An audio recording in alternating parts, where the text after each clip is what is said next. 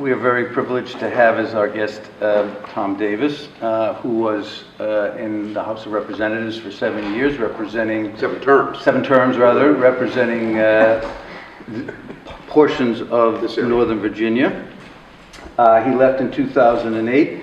I learned that you were born in Minot, North Dakota. Were you a son of Air Force? No, the Air Force was not there then. My dad was a professor at Minot State College. Ah. Which is, yeah. Professor of what? History. History. Ah. Went to Fairfax schools?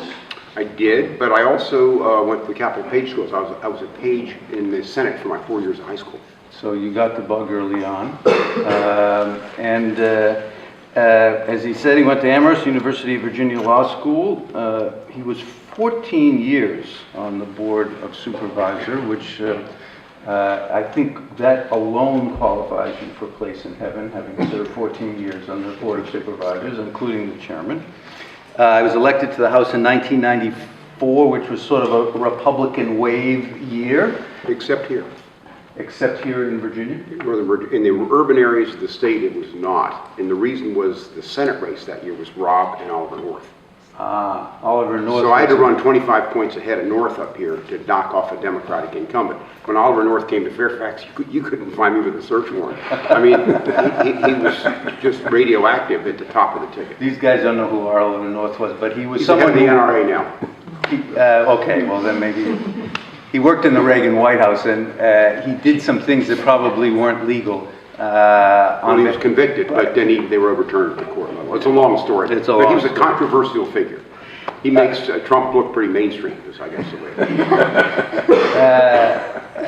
For 4 years, which is a double duty term, he was head of the Republican Congressional Campaign Committee, which means that he was the Republican in the House who raised the money and then ran the fund to give money to Republican candidates who he deemed needed it most in order to help, in that case, help the Republicans maintain their majority. Steve, we actually ran a lot of those campaigns. We'd take them over at the end. It's a pretty ruthless business, but for a political junkie, it was a great job. Right. And I left undefeated and unindicted, something I'm also...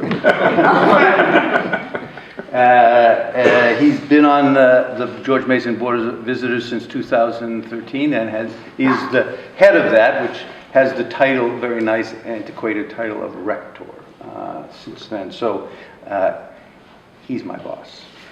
We're not letting him go. He's one of our more valued. So let's start big picture. What's happened to your Republican Party, and I mean the Republican Party that you ran on in 1994.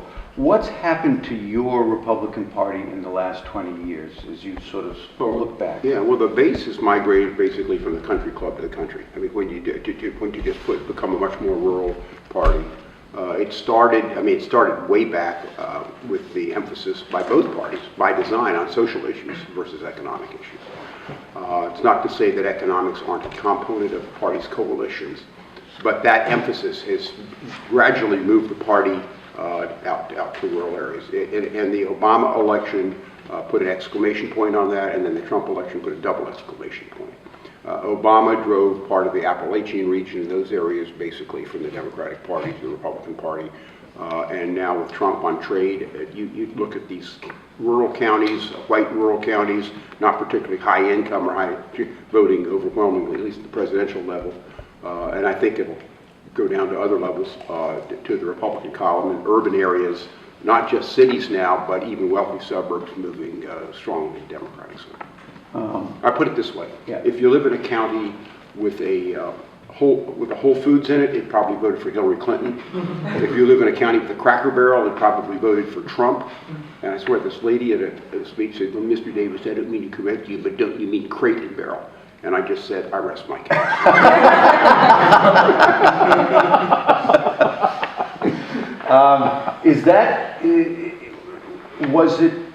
Was it necessary for the Republican Party to do that in order to survive, or was that a choice, and has that choice turned out well for the Republican Party? Well, I mean, certainly short term it's turned out well. They got the presidency, the House, and the Senate, a majority of governorships, a majority of legislatures. And George Bush did too.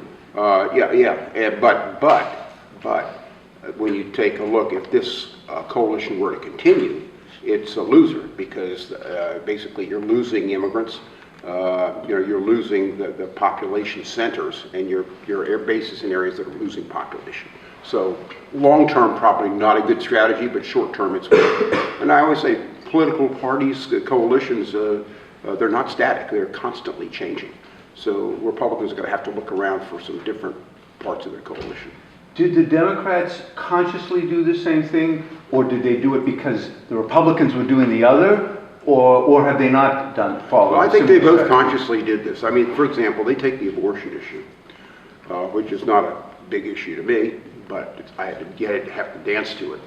I voted for pro-choice. For me, it's not a litmus test. For my wife, it's an absolute litmus test. My wife was in the legislature for 10 years. She's I call her a professional Catholic. I mean, she's against the death penalty. She's against abortion. She's for feeding them. So a very eclectic philosophy. But for her, it's absolute. And this issue, the parties drove it, so there really are no, at least overtly pro-choice Republicans or pro-life Democrats. They just get driven. It's a litmus test now because those constituencies have just taken hold of each party. On that. So I think both parties saw it to their advantage in some things. But tell me about the process just that you described, that those special interests, and there are other ones too, Sure. grabbed a hold of the party and insisted. So how is it that a special interest does that, whether it's a Democrat saying you I'll can't... give you an example. So I just talked about my wife, who I love dearly, and she says, as I said, she was 3 terms in the State House, a term in the State Senate, but she sponsored a bill on background checks for gun ownership in the legislature. Right. And when she goes to a convention running for lieutenant governor, the gun groups just turned on her. Why? The party become a rural party, and the NRA, which used to endorse both, rural the members from both parties who supported them, have just turned in now to an appendage of the Republican Party, just the other way, the gun rights going the other way. She had, just to tell you, in her state Senate race in here, she had the support of handgun control, the Brady Coalition, and her opponent had the support of the militia groups in the NRA. Democrats didn't care at that point. Bush was in the White House, he just voted Democrat. He thought we were lying when we put that stuff out. But there's no reward now for Republicans to be anti-gun. There's just, you lose people. You don't pick up anybody. I voted for the assault weapons ban. I voted for background check. I didn't pick up any votes doing that. I just lost people in my home. So over time, the sorting out process. You lose people, but you might gain people, but you could continue in politics. I was able to maneuver it, but it was harder. I cast an anti-war vote, and man, I mean, people weren't contributing. I didn't pick up anything on the other side. So it's gotten now, so you'll look at this in these areas, we come into hard factions, there's a smaller group in the middle of this stuff. Is it fair to say that in politics, basically negative feelings, voters, negative feelings about something, I'm mad that he did this, I'm mad that she did that the negative feelings actually are stronger than what might be the positive feelings? Sure. So you say on guns, well, yeah, I didn't pick up any votes on that, but the truth is there are people who support gun control. Oh, absolutely. Particularly around here. But you say, I didn't really pick up any support there, but I really lost on the other side, the opposition became much virulent. So is it fair to say that voters reason from negative first? They basically exclude a candidate rather than saying I'm voting for somebody. It's not quite that simple, because you can do, I delivered the Woodrow Wilson Bridge. Yes. That was a positive thing. Widened 123, that was a positive thing. Closed the Wharton Prison, got 3,000 acres. Those were positive things. So it's not all negative. But I think negativity, basically, it's a stronger emotion? Stronger emotion, sure, of course. Anger is what drives voters more than being positive. That's why midterm elections, if you take a look, you go back 150 years, midterm elections, the president's party, except for 3 times, has 35 of 38 midterms, the president's party loses seats in the House. Why? Because the out party is generally more motivated, more angry. They're not in power. They want power. The input party is more content. If you had continued in the House, but continued to be you, Do you think you'd still be a congressman? Do you think you would have been able to withstand this shift in your party, the social pressure in the cloakroom every day, the threats? Would you still be congressman today if you had wanted to be, and still be you? My first question is, who'd want to be? I mean, so, I mean, it's a more complicated question than that. Steve, I would have gotten help in redistricting. What would have happened is when the seats came up in 2012, the Republican legislature would have helped their Republican incumbent. Yeah, although it was a split legislature at that point. Yeah. But I would have gotten some help and probably moved out into Fauquier to get a little more of a Republican base. I remember in 2001, the district I won was drawn by the lady I defeated. She'd been the incumbent. She had the district drawn for herself. The person she beat was Henry Butler, who's now our law school dean. I was chairman of the county board, and I didn't need much convincing to run. I'd always kind of wanted to do it. But I beat her in basically a district she'd drawn for herself. Why? Because I was from Mason District in the eastern end of the county. That's where my base was. My kids went to school there. You knew everybody there. My opponent was from the next neighborhood over. It was a hand-to-hand combat in Mason.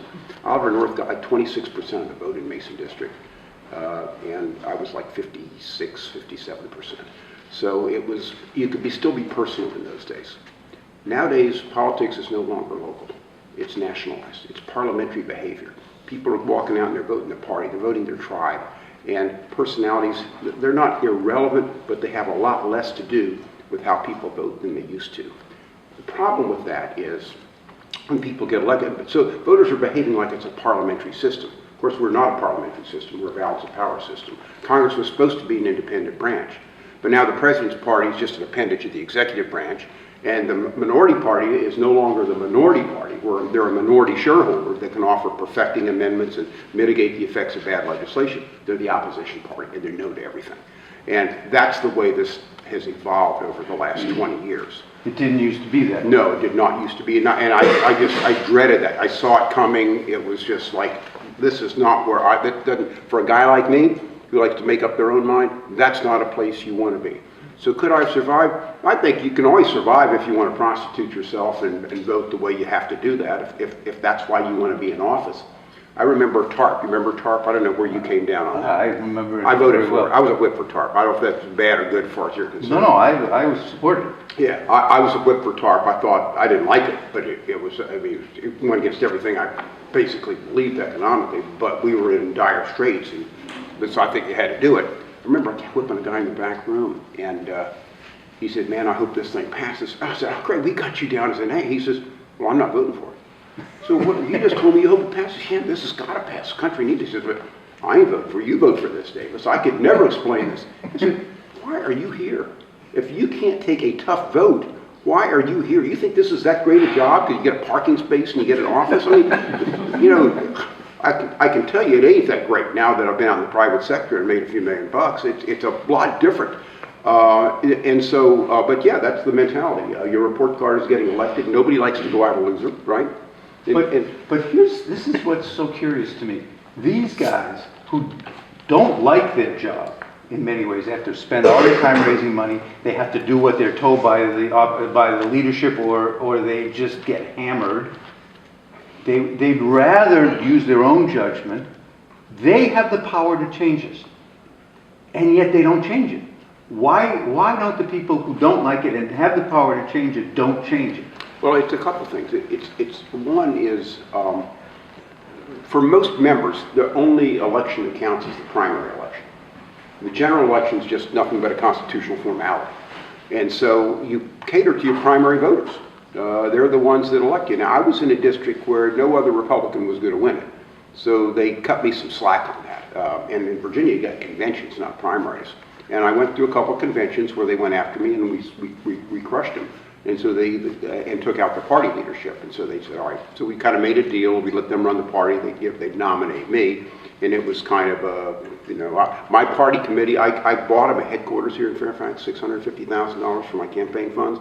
And the next week they passed a resolution against me for supporting DC voter rights. but you know, it worked. I did it because I was a committee chairman. I had a gavel. I could get things done. I don't know if you, any baseball fans out here? I did the steroid hearings. I was chairman of those hearings. We changed baseball forever by going after steroid use in baseball. I was able to bring a lot of earmarks and things that help Northern Virginia. For DC, the DC College Access Act, I was the chief sponsor of that and moved that through. So I had a gavel and could actually make a difference. I left because once they take that gavel away, when we're limited to 3 terms or something, you're just a backbencher. I mean, at that point, you're kind of furniture, you know? And I just, for what they're paying me, my wife says, I can do better than this, and so that's why I left. What would it take to bring the Republican Party, I'm going to say, back to the center, to want to be a party that has a bigger tent and that has more ideological and regional and ethnic diversity to it, so that it is large enough to win a national election? What will it take to change this competitive dynamic? We're probably losing an election. I mean, I think what happens is opposition parties are easier to be bigger tents because you don't have to govern.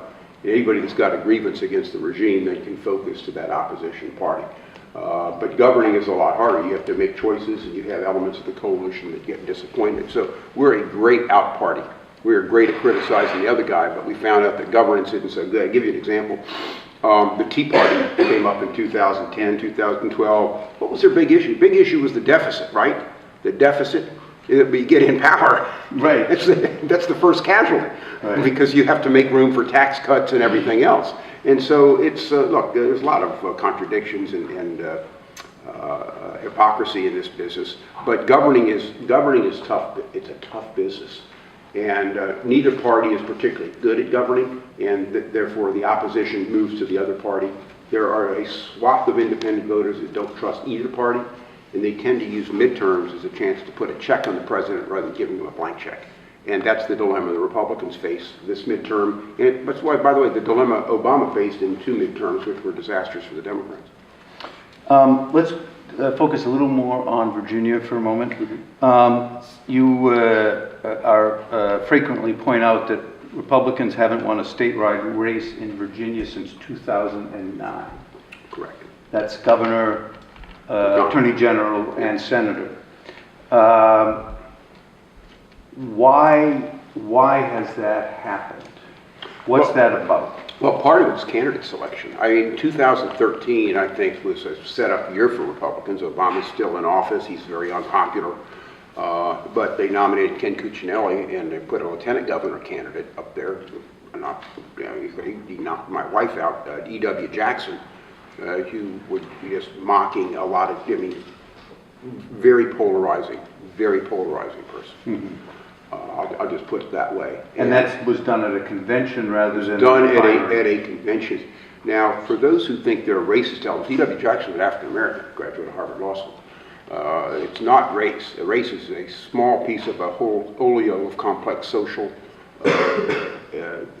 issues that people pick their party on. But the Republican Party was just way to the right, and McAuliffe, who outspent the business community, including Dwight Scharf for the Scharf School, walked away from him and went over to McAuliffe because he'd opposed Ray Alta Dulles. He was just a party ideologue.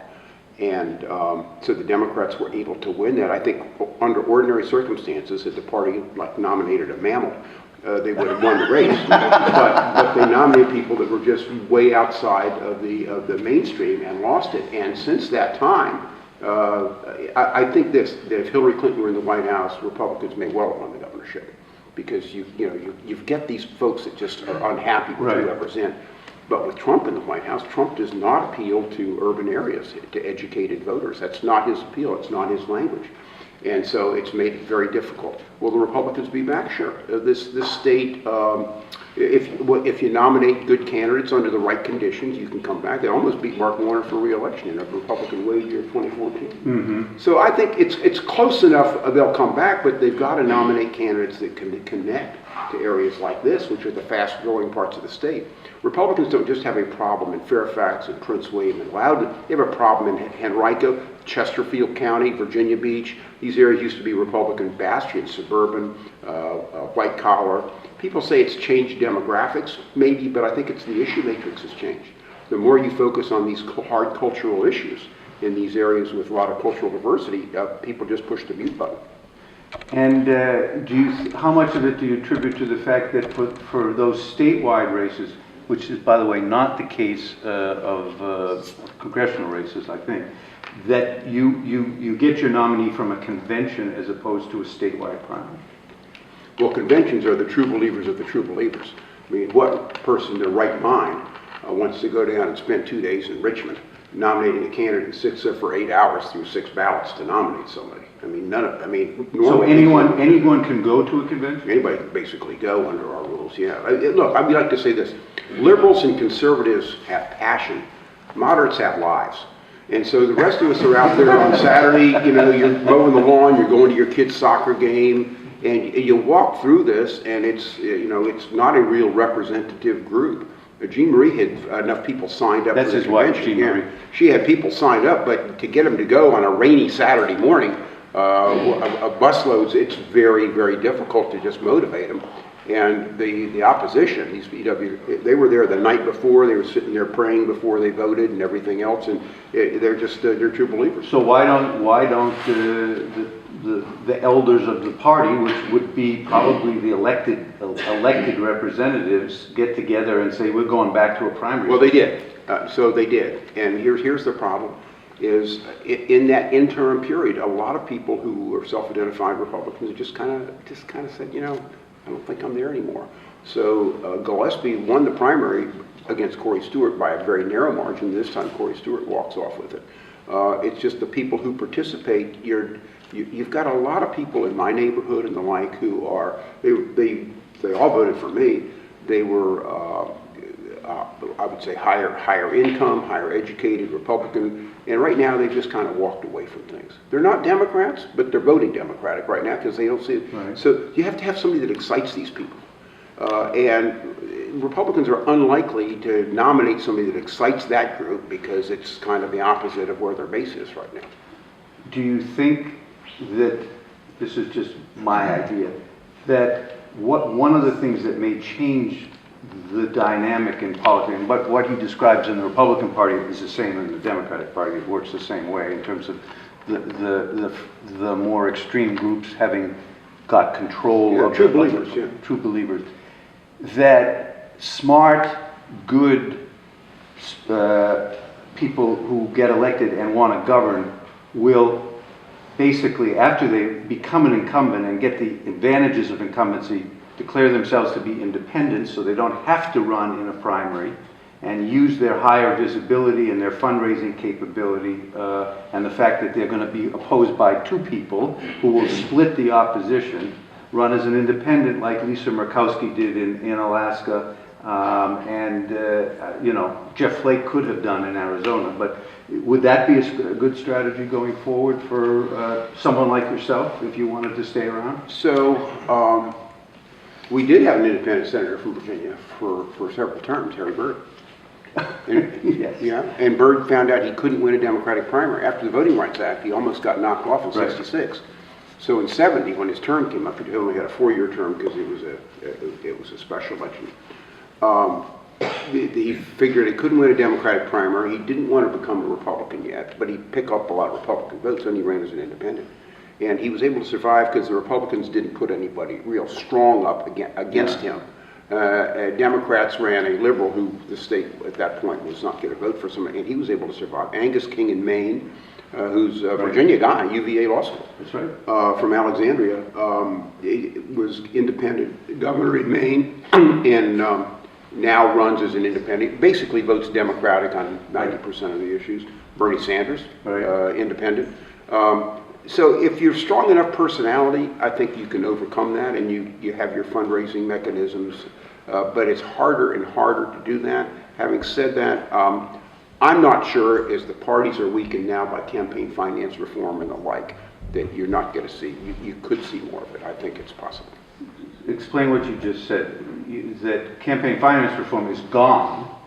Well, for all intents and purposes. I thought we made this. I thought McCain-Feingold was one of the worst bills we ever passed. I was a floor manager against it. This was the so-called campaign finance reform bill. Yeah. Here's what it did, and it sounds great. Is it took this evil soft money, that's corporate dollars and high contributions from wealthy individuals, candidates couldn't raise it and parties couldn't raise it. It said, you can't take it, the law illegal. Sounds pretty good, right? I said, well, that's great. Where do you think this money's going to go? Do you think this money's going to just disappear? It's going to find its way back in. And with the help of two cases, one a Supreme Court case, Citizens United, and the other a case out of the DC Circuit called Speech Now. Super PACs were created. And now you look at these key races, and some of this money, at least in the old days, that money was regulated in the sense it was transparent. You saw where it was coming from. You had to report it. Yeah, it had to be reported in a timely manner. Now, we don't even know where some of this money comes from. And it's there, and more money is spent by these groups than the parties and candidates combined. So it's the law of unintended consequences, but we get so emotional in politics when we see a problem, we tend to try to overfix it. We kind of overdo it. And so the end result is campaign finance is worse than it's ever been, and interest groups are stronger today than they've ever been. Because they can create these super PACs which don't have to, or even so-called nonprofits that don't have to report their donors, can raise and spend unlimited amounts of money. Correct. In fact, I'm doing 2 super PACs right now. I didn't like them. I didn't agree, but you know that's the law, and that's how you get. I do it for no labels. No labels. I like no labels. You know that. Yeah. So I was a co-founder of that, and so we do both Democratic and Republican primaries, and we tend to focus on centered candidates in both parties helping. Have the super PACs, because they have now more money than the candidates and the parties, have candidates lost control of their campaigns? Absolutely. Not only have they lost control of their campaigns, they've lost control of the message. And let me just give you an example. I still have floor privileges being a former member. I'm on the back of the floor, and I'll never forget one Democrat saying, he's nameless, he's still there, he's saying, he said, I'm going to vote against this. He said, I vote for it. He says, the last thing I need is some super PAC coming after me and dropping $2 million against me, and I have to come back at him with hard money.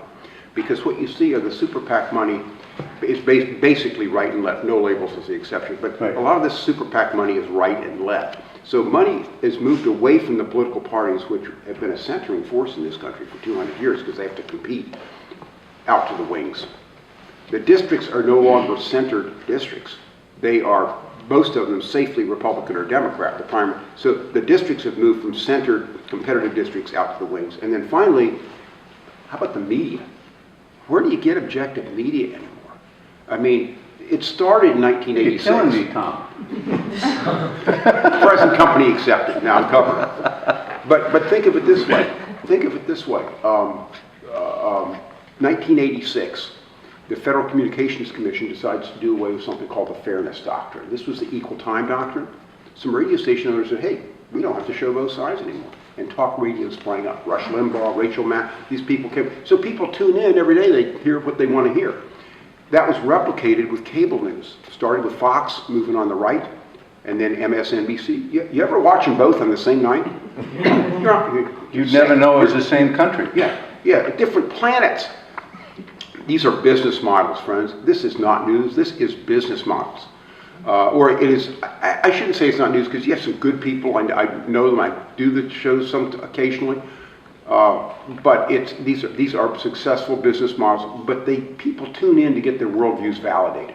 And you just watch this court case and how everybody, who do you believe and all this kind of stuff, but it's not real centered, vetted, factual news in the way that we used to get it. So now the way we receive our information, and by the way, that's how do most people get their news.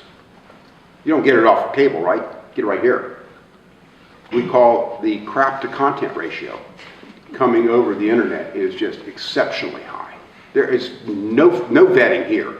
Anything goes. People read stuff from the Russians and they believe it. Well, it tells me they're pretty stupid, but that's a whole different issue. You yell about the Russians, how about stupid voters that buy this stuff because they can't distinguish what's real. My wife gets this stuff from these, did you see it? I said, I can't believe it. I mean, how do you know that? Well, I got this over a news thing. Well, see if you can source it somewhere. But people believe that, educated folks. And so that's the way the world works now. So now even the way people receive their news, and we end up in tribes. We just end up in the middle in politics is gone. And so a lot of us would like to make up our own mind. The Jeff Flake couldn't get reelected. He couldn't get reelected. We're sure of that? Yeah. Jeff told me that he did a poll and he could not win a Republican primary. And he wasn't picking up enough. He was dead. I mean, Republicans weren't even voting for him against Kristen Sinema, his opponent. And he just said they just are loyal to Trump now. So the party, at least for now, they think Trump is doing a great job and they want to be loyal to him. And you know that the outside money is coming in. You know you don't control them. We'll get to that in a minute. And you know they're going to be negative. Okay, they're going to run negative against your opponent because that's what they do. I know they don't really do positive. We do. Doesn't that allow you to run a positive campaign? You be the good cop and you let the outside groups be a bad cop. Isn't that actually a useful? Well, it depends, but you can't communicate with these groups. Right. So sometimes they may not do exactly what you want them to do. Right. And sometimes they'll run an embarrassing ad against your opponent, and at that point I just tell candidates to denounce it. Don't own a bad ad that some groups are doing, and some people aren't smart enough to do that. Okay, but if you announce it, do the PACs usually back off? If you say, I don't want them to do this, you're saying it in public, it's not a private communication. They may or may not. Here's how you do it, is you put stuff up on your website, and that's a clue to the super PAC to look at in terms of what you're doing. So you kind of give them a roadmap. So there you just answered my next question. Can't you communicate in public in a way that allows you to coordinate without technically breaking the law by picking up the phone and say, why don't you do this? Sure. Yeah, and it's not perfect, but it's done. So now we basically, and do you think most candidates therefore are able to work with the super PACs that are in their race, and that they become part of, if you're a smart campaign and campaign manager, they become part of your campaign even though they're not technically part? Well, so if you're buying media, you put a reservation in ahead of time. So if you have a favorable super PAC that put in a media buy, super PACs pay more they don't get the discounted rates the candidates do. So it costs them more to say the same thing. But you generally reserve that time, and so you see that coming over your shoulder. And right now in the closing days, you'll see super PACs withdrawing money from this race or that race, depending how the polling's going. And it gives you a guide for who's winning and losing over and above the public polling. I want to talk to you about some candidates, like Corey Stewart. Okay. You supporting him? I'm the rector of the university. Okay. I am supporting Barbara Comstock. Okay. Well, tell me about that.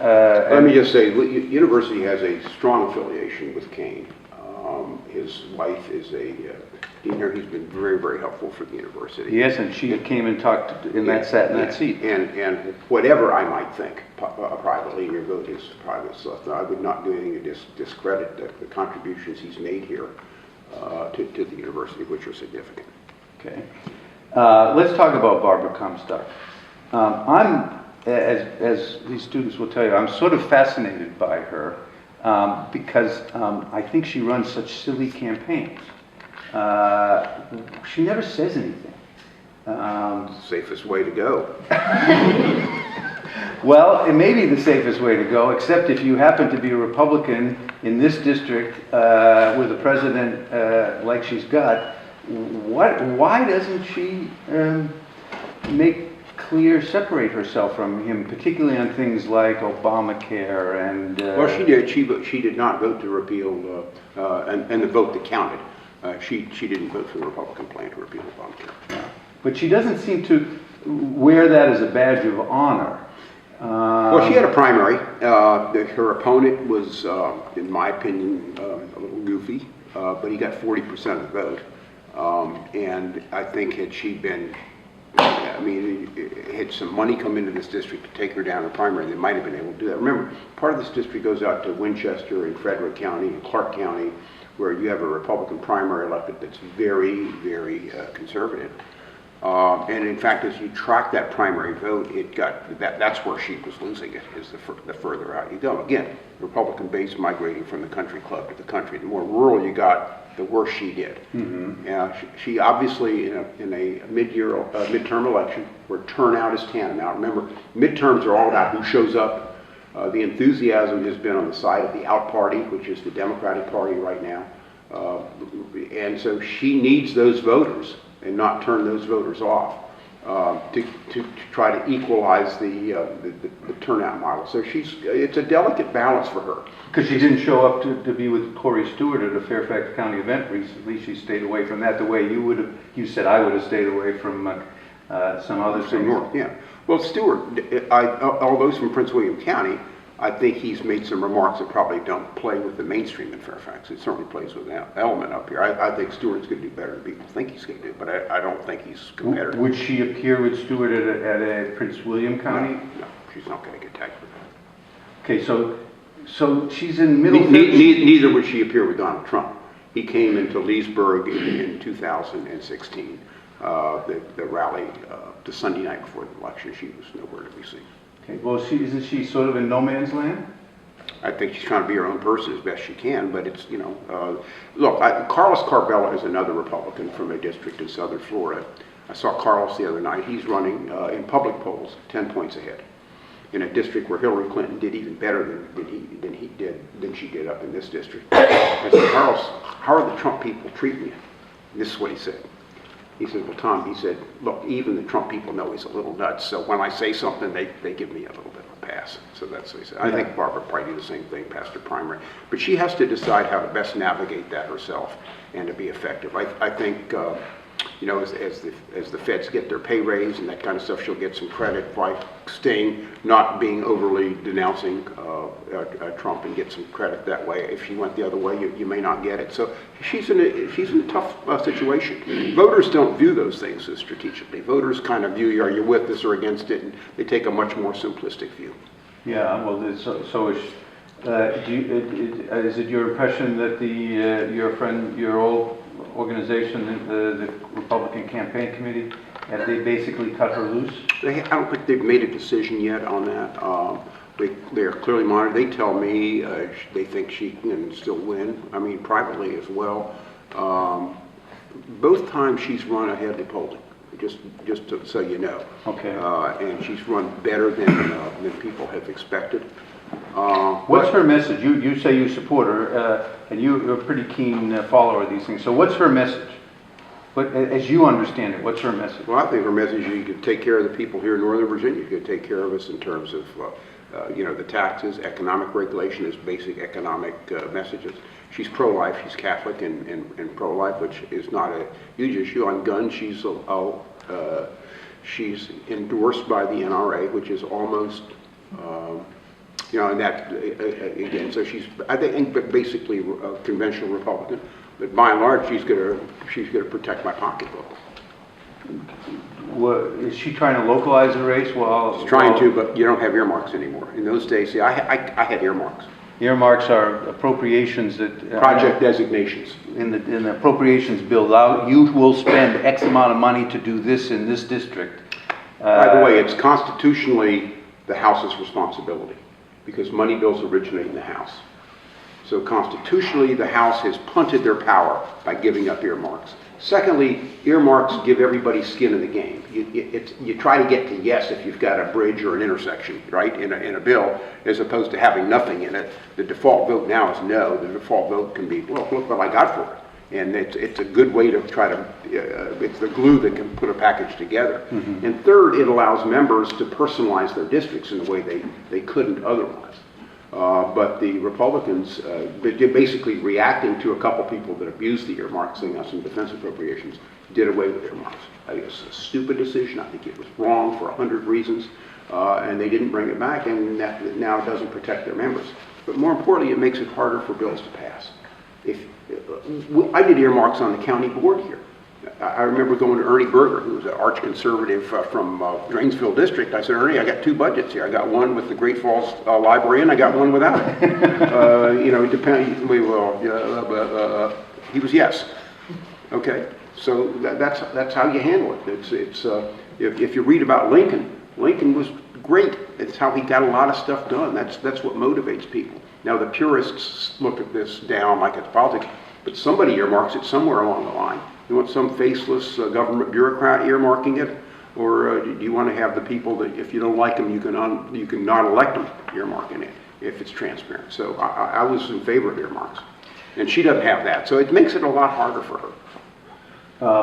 Nationally, do you think Kavanaugh is helpful or hurtful to I think Republicans running this year? It depends where you are. I saw a poll out of North Dakota today, shows Heidi Heitkamp running 10 points down to Kevin Cramer.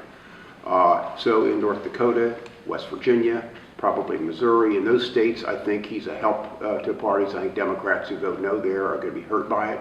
And the Senate is clearly the more important body because they confirm courts and they confirm your executive branch agencies. The House has passed 400 bills this year that are sitting in the Senate will never see the light of day because you need 60 votes. So I think it helps the Republicans in the Senate races. It probably hurts them in some of these suburban districts in the House races. I think it's a very mixed bag. Now, I say that not knowing what the FBI is going to say.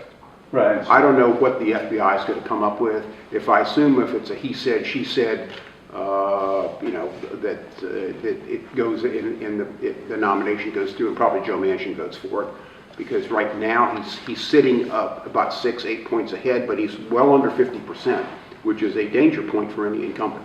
If everybody knows you and you're not getting 50% of the vote, that's a problem. Because independent or undecided voters tend to swing against incumbents in years like this. So I assume Manchin will vote for this unless they can come up with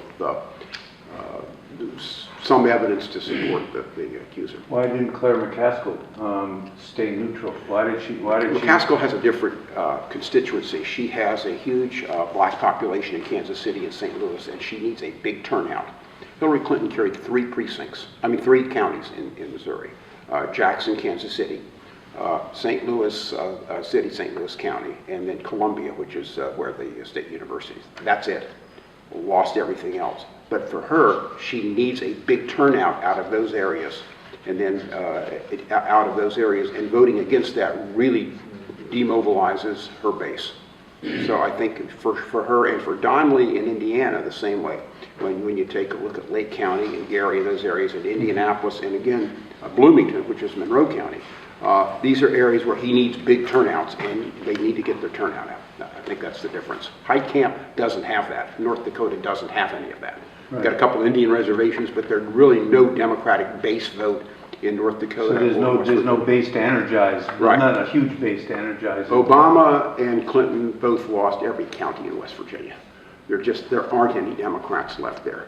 Not just because of guns and abortion, but also coal.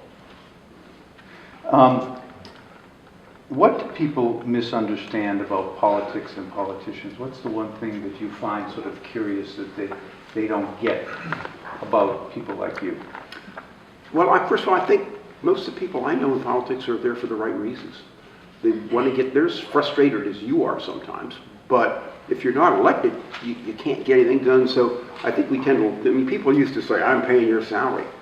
Yeah, I made a lot more before I came to Congress. I make a lot more if I leave here. I'm doing this as a public service because I think I can make a difference for my community. And and I think people really don't understand. Most of these people are pretty good people. Most of them, I think, are there for the right reasons. I'll just look at Tim Kaine. Tim could make millions. He's Harvard Law School. He's never made much money, and he's put his life into public service, as a mayor and lieutenant governor. So I think he's motivated for the right reasons. I think terrible things get said about him and a lot of other politicians on the internet. You're subject to look at the scrutiny you undergo. Anybody can come forward and charge at any time. Now I guess it goes back 35 years. They put up with a lot to do that, and I think understand, give them the benefit of the doubt before you denounce them. There are good reasons and good people on both sides who just view the life through different lenses. The key for me was to try to understand what the other guy, what were the lenses that he or she viewed life for, what was motivating them. The other guy meaning the other side. Yeah. So Henry Waxman was my ranking member. And Henry was about as far away from me as you could get. Yeah, he grew up on top of a grocery store in the Fairfax section of LA, very Jewish section, went to UCLA. He could have been an entertainment lawyer and made a ton of money. Very talented guy, attracted great talent, but he was there for the right reasons. So we could sit down on an issue, and I'd start over here, this is the answer, he's but we could come together pretty quick because we wanted basically the same things at the end of the day. And it was a great relationship, and I always approached him at a very high level, not at a base level. We'd have some conversations where I'd say, Henry, I'd like to help you, but my leadership is, there's no way they're gonna let me do it. And he'd do the same thing. I'll tell you an interesting case. Terry Schiavo. Anybody remember Terry Schiavo? All right. Terry Schiavo was sitting there basically with a feeding tube. She had been in a coma, and this became a cause célèbre for the right to life people. Some of her relatives wanted to pull the plug, basically. Well, her husband wanted to pull the plug. Right. Now, let me give you the background. Her husband had kids by another woman by this time because she had been basically in a coma all these years, living with another woman. So there's some suspicion why he wanted to pull the plug in the marriage. Some of her relatives wanted to keep it under Florida law. The husband gets to make that decision. But this became a cause célèbre, and then there was a lot of people that were saying, well, she could recover, and blah, And anyway, this got to the point where this was a huge issue. Nationally, and I'll never forget the day of the steroid hearing, one of the biggest hearings in my life. You've got Rafael Palmero and Mark McGuire. I walked back to my office, and Tom DeLay is there. DeLay is the majority. He never came to your office. You always were summoned to his. And he's sitting waiting for me. And I said, Tom, what is it? He says, Terry Schiavo. I said, who's Terry Schiavo? He said, we got a problem. I said, well, what is it? He explained it, and he said, we need to subpoena our feeding tubes or they're going to pull them this weekend. I said, well, what does that have to do with me? He says, you're the only member of the House that has subpoena power on his own signature. And I said, well, so? He said, I need you to subpoena feeding tubes. Now, okay, so he wanted Tom, who is the chairman of the committee on investigation, committee on investigation, to subpoena the tube, which means you can't touch the tube as long as it's under a congressional subpoena, meaning they can't pull the tube away. Yeah, and then it would give Congress time to act. So it's a complicated story, but I'll try to make it short. And I said, Tom, why are we getting involved in this? And he said, well, we've got to do this. He said, this is a big cause for right to life. And no one said, okay. I said, all right. So I said, okay, I'll do it. After all, I got my power from the caucus. And the caucus comes to me, and this is what they want to do. But I called Henry Waxman. I said, Henry, we have an agreement. This is it. I said, I got to do this. The leadership's making it. He says, Tom, I got it. I understand it. He said, but I got to put out a big statement denouncing. He said, Henry, no problem. You got to do what you got to do. And so we did. We put it up on Sunday night. We pass a bill that gives her another appeal. That was the way Congress handled it. The Senate, by unanimous consent, passed the same bill. It turned out to be overwhelmingly unpopular. But those are the dilemmas. Those are the dilemmas you get in, those kind of things. So would I have done that ordinarily? No. But by the way, it made me a hero to the right to life people who never liked me. So it worked both ways. And by the way, my life issues are kind of nuanced, is the way I would put it. The way that members would describe their pro-life issue is, I describe myself as pro-life with an asterisk, or I'm pro-choice with an asterisk, because this is, for most members, as it is for most of the public, a very complicated issue that's not quite as easy. It really depends on different. You put aside your what you want and just say, do you think, what's your prediction for control of the House? What's your prediction for control of the Senate? So the Republican dilemma in the House is, A, they have a number of retirements in swing districts. They got a lot of retirements, most of them not in swing districts, but they got a number of retirements in swing districts, which I think takes away an advantage they would have. Secondly, you have an energized Democratic base. Republicans are closing that enthusiasm base, but you're still going to have more Democratic energy, particularly among the educated group. And Trump voters are Trump-centric, just like Obama voters were Obama-centric. Without him on the ballot, it's hard to get them out. And independent voters just want to put a check on the president rather than giving him a blank check. You put that together, Pennsylvania, the court, we went from a Republican gerrymander to a Democratic gerrymander, the way the court, the state... I would say it was gerrymandered. Because the court drew the lines. Yeah. Well, why is that Democratic? That's independent and objective. Yeah, because they run as parties. Oh. They run as parties. In fact, one of the campaign issues is we're going to overturn the Republican gerrymander. It's a joke for those of us that get the joke, but you still have to honor the system. And then you've got some Republicans with felony indictments that stayed on the ticket that in pretty safe seats that but you put it all together, it's hard to see Republicans holding the House.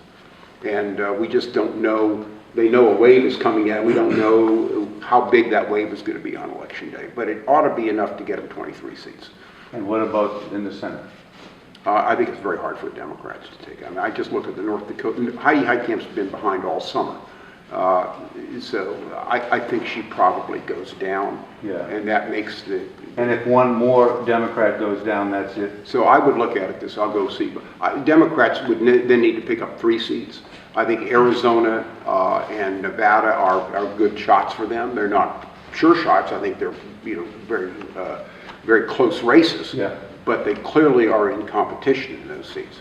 I think Tennessee, at the end of the day, this will be a polarized race where the Trump last night walks in and he said, well, Bredesen may be a good guy. He's a 74-year-old former governor. He's been ahead in the polls, but that's because he's run statewide but twice, but years ago. But he still has a statewide name ID, Marsha Blackburn, the Republican. But I think at the end of the day, that race gets polarized, and it's hard to see them electing Schumer, giving the gavel to Schumer. That's the argument. And the same in Texas. I mean, Texas is still Texas. I think Democrats have a really good candidate. He's done everything right. But this will be a polarized electorate at the end of the day. And the one thing we forget about Texas is, A, the governor's got a ton of money that's spending it on turnout. And secondly, they have a straight ticket ballot in Texas. So you can push one button and there are more registered Republicans than Democrats. Well, more Republicans. And so I think that pulls them. And then you've got to look at what the Democrats do. Does Manchin hold on when you start spending money at the end on this? What about Indiana? What about Missouri? What about Montana?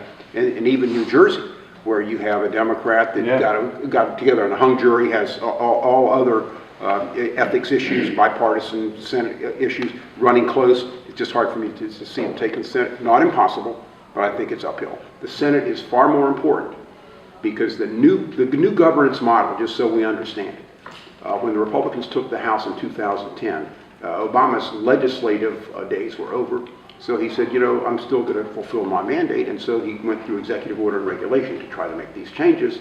And then Republicans go to favorable courts, get stays and everything else and injunctions where they can. But that's why the courts are so important. So the new governance model is executive order and regulation, and then having favorable courts sustain you. In the Senate, Trump will continue to fill these vacancies.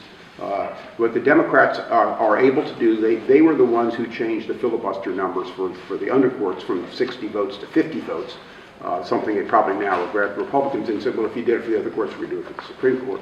But the courts are very important, but you need 50 votes in the Senate.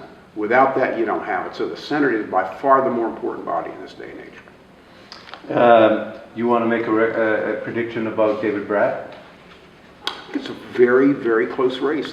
Bratt's biggest problem is this is a much more Republican district than the 10th in its behavior. The difficulty Bratt has is he has never closed the deal with the Cantor Republicans. And I think many of them would just as soon give that district to the Democrats for 2 years just to get rid of them and even the score. And that's his major problem down in that district. That's a Richmond Center district. Also, Kane is going to run very strongly down there. He was mayor of Richmond. They took Hanover County out, which was the Republican base in that district. But the polling's pretty clear. I talked to David last week. In Chesterfield, he's not doing well there. He's not going to carry it. But he could still do well in Culpeper and some of these rural areas when you go out. But it's a close race. The polling shows it to be a pretty close race. And he could, in this, the undertow on Election Day at the top of the ticket probably gives Democrats. So it's a tough race. And would you say that's also true of Barbara Comstock? I think Comstock has a more difficult race just because of the demographics and voter behavior of the 10th district. And I think the 2nd district also in jeopardy because Scott Taylor, the Republican there, is caught up in a really mini scandal, but they tried to get a third party on the ballot and forged some signatures, and these were people who were working for him. And then the people took the fifth when they asked him if Scott knew anything about it. And so he just mishandled this thing. It's like a macaca. It's just something that he handled it cleanly and fired him and gotten rid of it would have been fine, but he didn't. And so what could have been a one-day story is now a soap opera. And that has really hurt him down there. And the Democrats, to their credit, have found strong candidates in each of these districts. And what about Leslie Coburn? Zero shot. Zero shot? Zero shot. The generic ballot there is 8 ballots, is 8 points for the Republicans. The Republican there will have enough money to get through, but the polling there does not show it close. Okay. And that's a pretty Republican district outside of Charlottesville. Questions? Go ahead. So you talked about Carlos Cabello. I'm from Florida, South Florida, so I understand his appeal. He's a great kid. Yeah, he's great. He recently led a discharge petition on an immigration vote. So my question to you, with instances such as that in Jim Jordan in the Freedom Caucus, do you think that Paul Ryan and the Republican establishment have real control of the House? Nobody has control of the House because, as I said, Republicans are a coalition. They have the committee chairs, but they have their own factions that make it very, very difficult. By the way, I would have signed the discharge petition.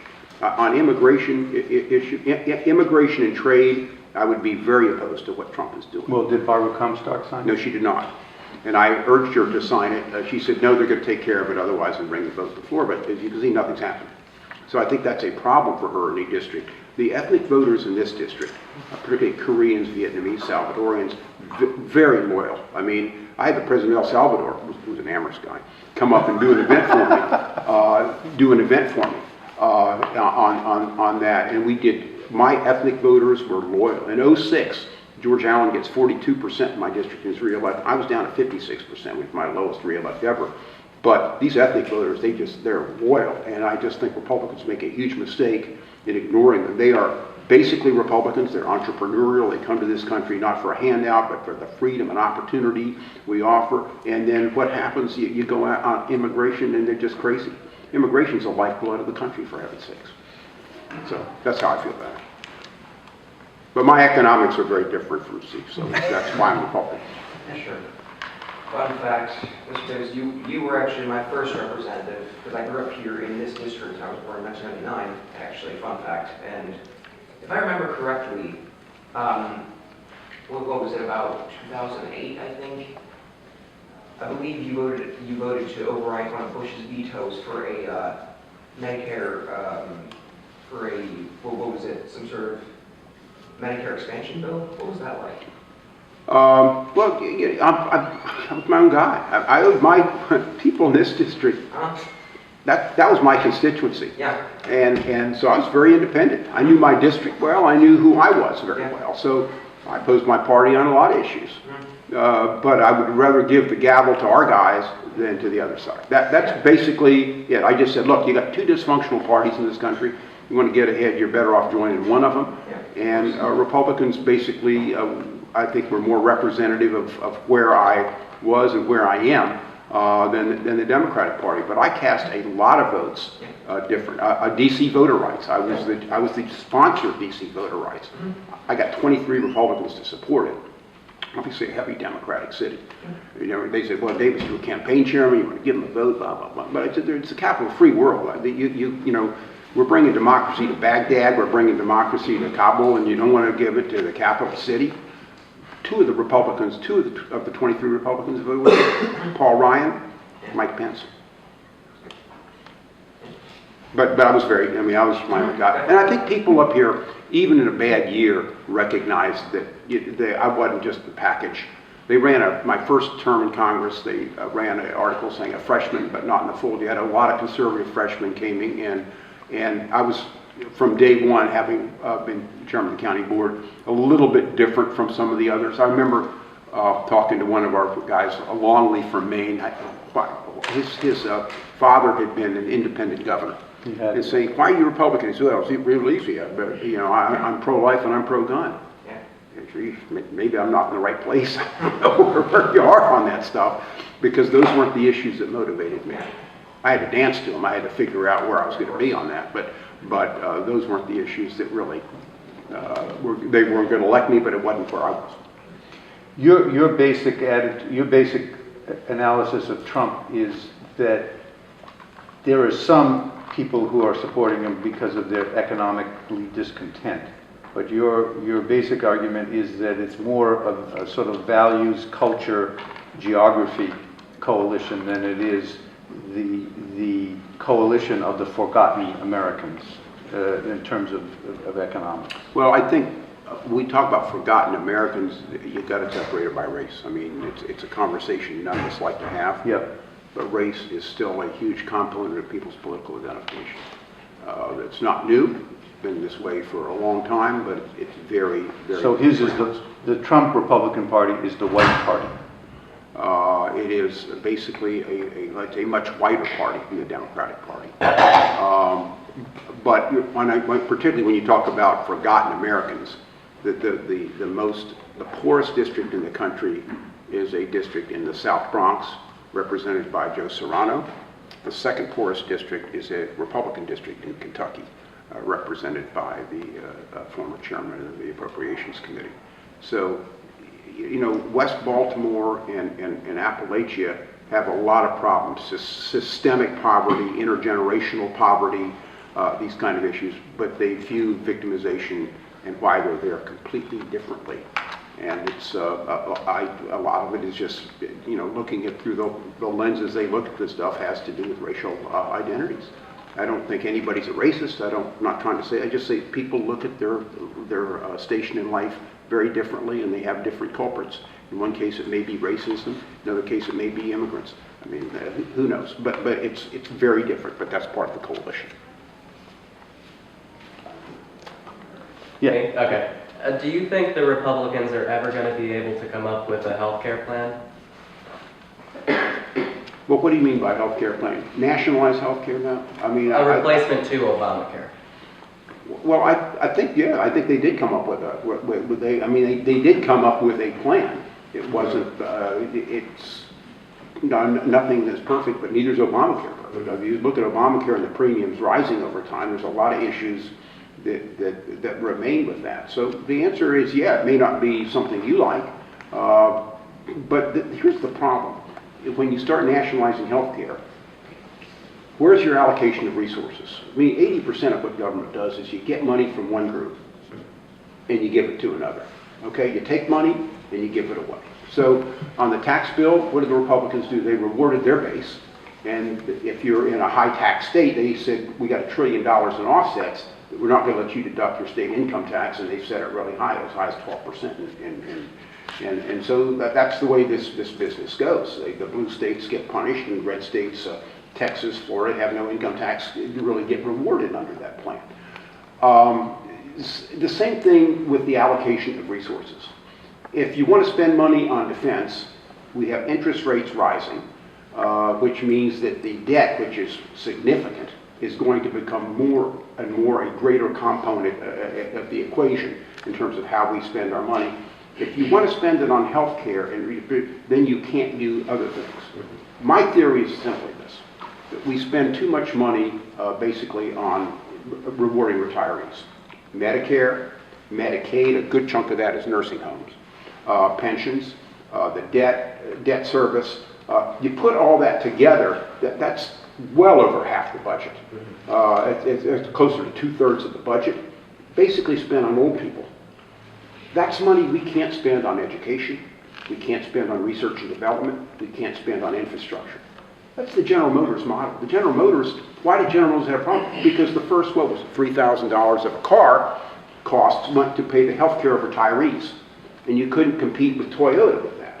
Well, we're in a global economy today. We need to be looking ahead, not rewarding the past. And that's a big difference at this point in terms of how the parties view it. Now, the irony is, old people are now voting Republican, and younger people are voting Democrat. And I don't know that the parties have caught up with their respective bases on this issue, but that's part of the issue. That's part of the issue. Is health care right? Yeah, so is gun ownership, but we don't buy everybody a gun. You want to make it available, but I think we need to be careful what the entitlement base is, because that's automatic spending built in every year, and it shrinks in terms of the discretionary spending we have to do the other things we need to do in this country to get ahead. And so that's the ultimate question. And if you frame it like that, I think it becomes, all right, how do we solve this? But everybody looks at this in pieces instead of looking at it the whole, and how does this all fit together? And I'm telling you, with rising interest rates, this debt is going to become more and more of a problem, which is the problem with the tax bill.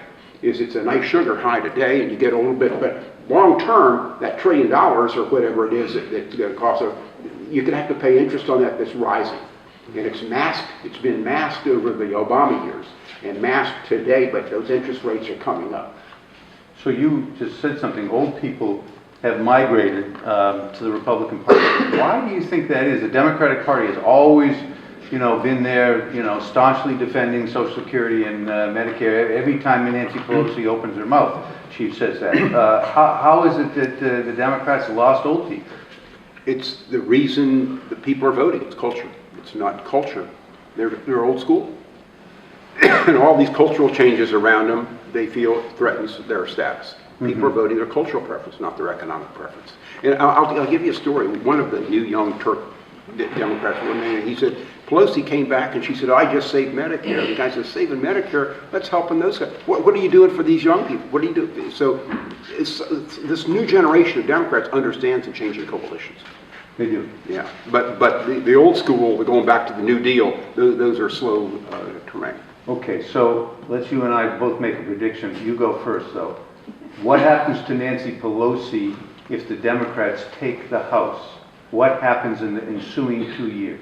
So it depends how big their margin is. If it's really close, if they take it like under 10 votes, I think you're going to go more than one ballot before they decide what to do. I think she still ends up as Speaker because you can take a pledge, I'm not going to vote for Pelosi, but if you don't vote or you abstain, she only needs a majority of those who vote for a candidate. But it may take a couple votes. I'm trying to think, what could a backup be? I'm not an expert on Democrats. I never understood the Democratic mind. So I'll leave that to you. But you could look at a Clyburn or somebody for a term. But you've got a lot of young bucks there that are underneath there that are impatient. Yeah. But I'll say this: she was a pretty good speaker. She cracked the whip. She got more done in that 2-year period than I think any others be. I mean, she and Gingrich, whatever you think of them, they're both controversial figures, but they cracked the whip and they produced legislative product, which is what a speaker should be doing. I don't know that there's anybody else that in that coalition that can do that kind of thing the way she did. Now, that's my prediction. I think she gets it, but it may take more than one ballot. I say she gets it by promising that she will step down before the end of the term. And she sets in motion a process by which she will be replaced. But she will be there, she'll get the gavel. And those who said they wouldn't support her said, well, I made a deal. I supported her and we got her for a year or something like that. Okay. That's not I'm not in the Democratic mind. You'll have a ton of new members, a lot of younger members. There's a lot of impatience when you have a Democratic leadership that's all in their upper 70s. Saying, why are these guys leading it? And look at the committee chairman. It's worse, isn't it? I mean, Maxine Waters. You want to go through it? no, I don't want to go through it because they're not only are they a little flaky, but they really are old. I mean, they make Nancy Pelosi look young. No, that's fine. That's fine. Look, just remember this: governing is a tough business, and the skills it takes to get elected are a completely different skill from governing. Just remember that. I mean, we see that every day, right? I guess we do, yeah. Dominic, and then... You mentioned Speaker Gingrich. I apologize for my ignorance on this, but were you part of the Contact with America? What was that? Absolutely. Yeah. Yeah, I remember, so I've been a local guy. I knew local government really well, running for Congress, and they want to sign this contract with America. And this is when I looked at my campaign manager and said, should I sign it? He said, sign it. So I signed it. I didn't vote for everything at the end of the day. A couple of things I didn't vote for. I didn't vote for their tax cut, for one of their tax cuts bill, because it took it out of federal employees for the offset, and I didn't think that was a very good trade-off for my district. But yeah, I signed it. And by the way, I defend most of it. I think most of it was pretty good stuff. I wish we'd be that good. Would you do you think that's a good strategy for House leadership to use? No, I don't. I think right now you want to just basically, if Republicans don't like the president, if voters don't like the president, and right now his numbers are down, you want to make this a referendum on the president. You don't want to give something they can run against. You don't want to make this a choice election. You want to make this basically a referendum. And so, but the Republicans did this in '94 because they hadn't held the House in 40 years. And they were trying to make that in districts that had been voting Republican presidentially, but had not been voting that at the congressional level. So it was a different dynamic. Now that you have much more defined, like we call it, the ideological sorting of the parties, much different dynamic today. That would be my view. What will it take for Congress to be able to schedule marijuana from a Schedule I drug to something where people are able to research it for its medical purposes? It'll take a majority in both houses. That's what it'll take. Look, as often happens, and by the way, I've been to Yemen, and I don't know if anybody's been to Yemen. In Yemen, they chew this stuff called khat, and the country's half high by noon. Yemen and Somalia, these countries have never amounted to much. And I want America to turn into that. So I take a more conservative... Let me finish. So that's my bent on this thing. But more research might be helpful. I think it'd probably be helpful to people who don't want to legalize it. You talk to Governor Hickenlooper in Colorado now, there's some misgivings about what they've done. But basically, these states are... The states are laboratories of democracy, and so we're seeing the innovation at the state level, and we'll see how that plays out. One thing I would say is wherever you hold these referendums, they tend to pass. It starts with medical marijuana, but if you've ever seen the Green Doctors in California, you walk down the boardwalk in Venice Beach or something like that, you can get a prescription like that. So it becomes almost a joke. So I think the states are moving toward that, the public's moving toward that. I think research would probably be a good thing, but it's not viewed that way politically by those that are opposed. So you just got to motivate Congress to do it. Is anyone going to lose an election because they voted for legalization of marijuana, which, by the way, I'm not for either? But is anyone going to lose an election? Because I know you can get a lot of people interested because you're for it, but will someone lose it? You could lose a primary. I mean, remember, it's about the primary. So yeah, you could lose a primary over that. It's one of those cultural issues. Yeah. I'm not hard over on the issue. I don't drink either, so I mean that's just my moral fiber. But I think research would be something would be pretty basic to this to see what's happened, because as usual, people hear what they want to hear in terms of these studies. It'd be good to get some objective study. A lot of red state legislators, Republicans, are not willing to support medical marijuana bills and referendums because it's still like illegally illegal at the federal level as a Schedule I drug. So like if it's descheduled, would that make it more popular? That's right. The feds could come into Colorado and start arresting people tomorrow if they wanted to, but they've held off. So I think there's a period at this point where we're going to see how the experiment works, and I think that studies could be helpful. I think we were too late in studying tobacco. By the way, with Waxman, I was the sponsor of the bill to regulate tobacco at the FDA, and I think that's worked out pretty well. One last question. Okay, kind of piggybacking off the Nancy Pelosi talk, who do you think is going to replace Paul Ryan? Well, I think it's easy. McCarthy. Look, I think they're probably not going to be in a majority. And then it's just a caucus vote, and McCarthy has that. If they were to hold the majority, nothing's impossible. If they were to hold the majority, I think it gets more complicated at that point. And I think at the end of the day, what you do is, if you're McCarthy, you cut a deal, and Jordan becomes the chairman of the Judiciary Committee, probably put Mark Meadows chairman of the Government Committee, and you cut a mammoth deal so everybody gets it. Because just because McCarthy doesn't get it, doesn't mean that Jordan gets it. You got to look at where the caucus is in this stuff. Particularly, take a look at what the caucus looks like after the election. Take a look at where the coalition's going. But that's my go. But if it's just a caucus vote, McCarthy walks off with a caucus vote. The question is, can you put 218 together on the floor? And Pelosi has the same problem. She wins a caucus vote, but will all those people stay loyal on the floor? And Pelosi's had issues before with people like Cooper from Tennessee that wouldn't vote for her on the floor. Lipinski may this time, but he hasn't in the past. But we'll see what goes. Let's thank